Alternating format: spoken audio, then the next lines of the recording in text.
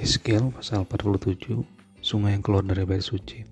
Kemudian ia membawa aku kembali ke pintu bait suci, dan sungguh ada air keluar dari bawah abang pintu bait suci itu dan mengalir menuju ke timur, sebab bait suci juga menghadap ke timur, dan air itu mengalir dari bawah bagian samping kanan dari bait suci itu sebelah selatan mezbah. Lalu diiringnya aku keluar melalui pintu gerbang utara, dan di bawahnya aku berkeliling dari luar menuju pintu gerbang luar yang menghadap ke timur. Sungguh air itu membual dari sebelah selatan. Sedang orang itu pergi ke arah timur dan memegang tali pengukur di tangannya. Ia mengukur 1000 hasta dan menyuruh aku masuk dalam air itu, maka dalamnya sampai di pergelangan kaki. Ia mengukur 1000 hasta lagi dan menyuruh aku masuk sekali lagi dalam air itu, sekarang sudah sampai di lutut. Kemudian ia mengukur 1000 hasta lagi dan menyuruh aku ketiga kalinya masuk ke dalam air itu, sekarang sudah sampai di pinggang. Sekali lagi ia mengukur 1000 hasta lagi. Sekarang air itu sudah menjadi sungai di mana aku tidak dapat berjalan lagi, sebab air itu sudah meninggi sehingga orang dapat berenang, suatu sungai yang tidak dapat diseberangi lagi. Lalu ia berkata kepadaku, "Sudahkah engkau lihat, hai anak manusia?" Kemudian ia membawa aku kembali menyusur ke tepi sungai. Dalam perjalanan pulang, sungguh sepanjang tepi sungai itu ada amat banyak pohon di sebelah sini dan sebelah sana. Ia berkata kepadaku, sungai ini mengalir menuju wilayah timur dan menurun ke arah Yordan dan bermuara di Laut Asin. Airnya mengandung banyak garam dan air itu menjadi tawar, sehingga kemana saja sungai itu mengalir, segala makhluk hidup yang berkeriapan di sana akan hidup. Ikan-ikan akan menjadi sangat banyak, sebab kemana saja air itu sampai, air laut itu menjadi tawar, dan kemana saja sungai itu mengalir, semuanya di sana hidup. Maka penangkap ikan penuh sepanjang tepinya, mulai dari En-Gedi sampai En-Eglaim. Daerah itu menjadi penjemuran pukat, dan di sungai itu ada berjenis-jenis ikan.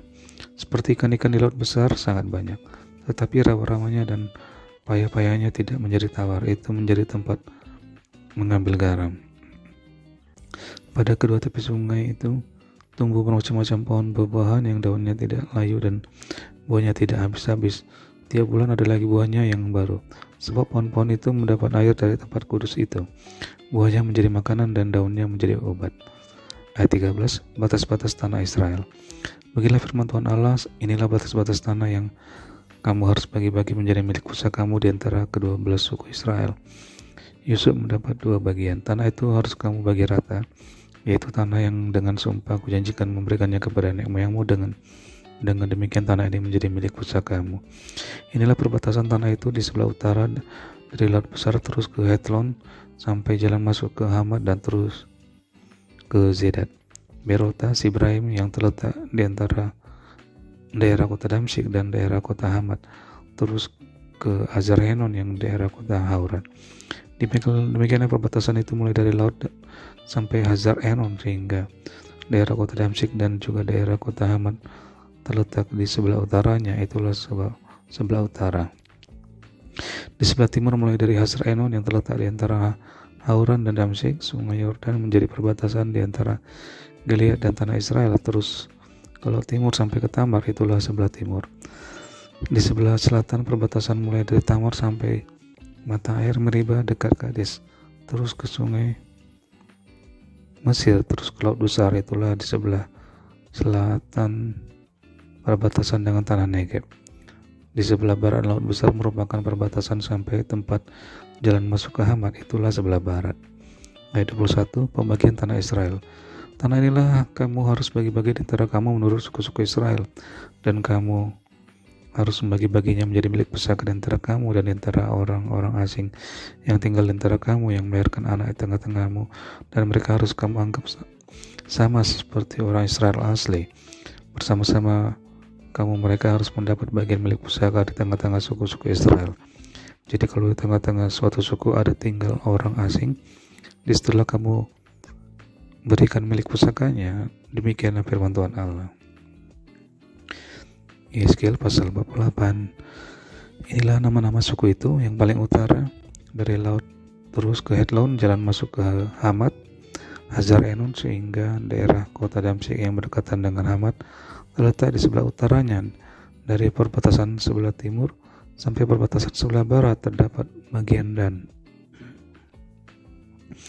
Berbatasan dengan wilayah Dan dari perbatasan sebelah timur sampai perbatasan sebelah barat. Terdapat bagian Asyir.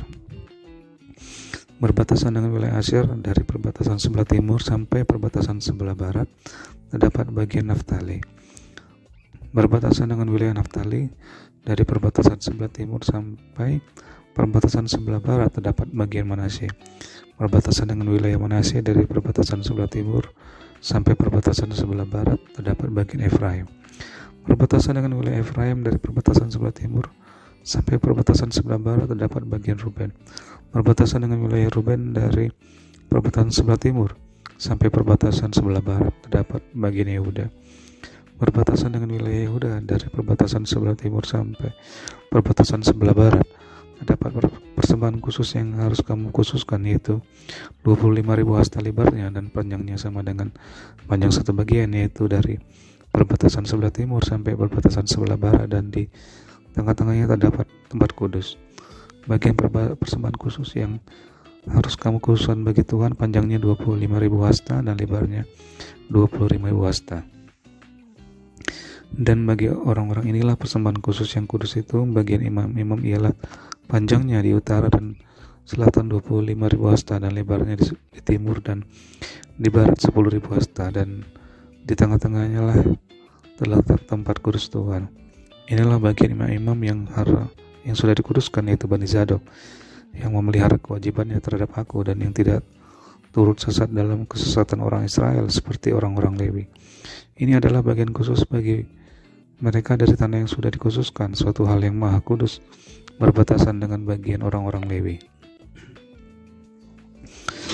Bagian orang-orang Lewi ialah sejajar dengan wilayah imam-imam, panjangnya 25.000 hasta dan lebarnya 10.000 hasta. Jadi seluruhnya ialah panjang 25.000 hasta dan lebar 20.000 hasta. Mereka tidak boleh menjual sedikit pun dari situ atau menukarnya, dan mereka tidak boleh mewariskan yang terbaik dari negeri itu kepada orang lain, sebab itu kudus bagi Tuhan. Yang tertinggal dari lebarnya yaitu 5.000 hasta lagi yang berbatasan dengan yang 20.000 hasta itu adalah tidak kudus, tetapi itu untuk keperluan kota sebagai tempat tinggal dan tanah perladangan. Dan ukurannya adalah begini: sebelah utara dan selatan 4.500 hasta, sebelah timur dan barat juga 4.500 hasta. Sekeliling kota itu ada tanah lapang di sebelah utara dan selatan 250 hasta, serta di sebelah timur dan barat 250 hasta juga. Yang tertinggal dari panjangnya yang sejajar dengan persembahan khusus yang kudus itu adalah 10.000 hasta di sebelah timur dan 10.000 hasta di sebelah barat, dan hasilnya ialah menjadi makanan untuk pekerja-pekerja di kota itu. Pekerja-pekerja ini yang datang dari semua suku Israel akan mengerjakannya. Seluruh persembahan khusus itu adalah 25.000 hasta kali 25.000 hasta dalam bentuk 4 persegi. Kamu harus mengkhususkan persembahan khusus yang kudus itu bersama milik kota itu. Selebihnya adalah milik raja, yaitu di sebelah timur dan barat dari persembahan khusus yang kudus dan milik kota itu, dan berbatasan dengan 25.000 hasta itu. Ke timur sampai di perbatasan timur, dan ke barat sampai di perbatasan barat, dan sejajar dengan bagian suku-suku lain adalah untuk raja. Di tengah-tengah bagian itu adalah persembahan khusus yang kudus dan bait suci, terkecuali milik orang-orang Lewi dan milik kota itu yang terletak di tengah-tengah kepunyaan raja itu. Maka yang diapit oleh wilayah Yehuda dan Benyamin adalah bagi raja. Mengenai suku-suku yang lain dari perbatasan sebelah timur sampai perbatasan sebelah barat, terdapat bagian Benyamin. Berbatasan dengan wilayah Benyamin dari perbatasan sebelah timur sampai perbatasan sebelah barat, terdapat bagian Simeon. Berbatasan dengan wilayah Simeon dari perbatasan sebelah timur sampai perbatasan sebelah barat, terdapat bagian Isakar. Berbatasan dengan wilayah Isakar dari perbatasan sebelah timur sampai perbatasan sebelah barat, terdapat bagian Zebulon. Berbatasan dengan wilayah Zebulon dari perbatasan sebelah timur sampai perbatasan sebelah barat, terdapat bagian Gad. Perbatasan wilayah Gad di sebelah selatan ialah dari Tamar sampai mata air Meriba dekat Kades, terus ke Sungai Mesir, terus ke Laut Besar. Inilah negeri yang harus kamu bagi-bagi menjadi milik pusakamu di antara suku-suku Israel, dan itulah bagian-bagian mereka. Demikianlah firman Tuhan Allah. Ayat 30, kota yang kudus. Inilah pintu-pintu keluar kota itu di sisi sebelah utara, yang ukurannya adalah 4.500 hasta. Terdapat 3.000 gerbang, yaitu pintu gerbang Ruben, pintu gerbang Yehuda, dan pintu gerbang Lewi. Sebab pintu-pintu gerbang kota itu disebut menurut nama suku-suku Israel. Di sisi sebelah timur yang ukurannya 4.500 hasta terdapat 3 pintu gerbang juga, yaitu pintu gerbang Yusuf, pintu gerbang Benyamin, dan pintu gerbang Dan. Di sisi sebelah selatan yang ukurannya 4.500 hasta terdapat 3 pintu gerbang juga, yaitu pintu gerbang Simeon, pintu gerbang Isakar, dan pintu gerbang Zebulon.